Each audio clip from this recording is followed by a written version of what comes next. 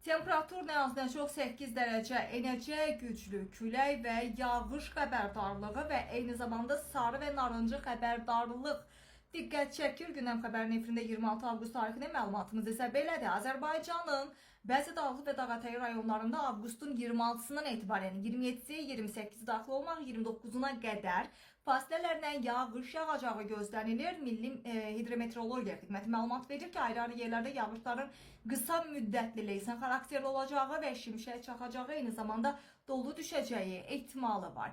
Yağıntılı hava şəraiti ilə əlaqə edərsə, çaylarda sululuğun artacağı və bəzi dağ çaylarından isə qısa müddətli sel keçəcəyi də istisna olunmur və qeyd eləyək ki, və bundan əlavə yağıntı hava şəraiti ilə əlaqədar tədricən temperaturun 4-8 dərəcəyə enəcəyi gözlənilir ölkə ərazisində.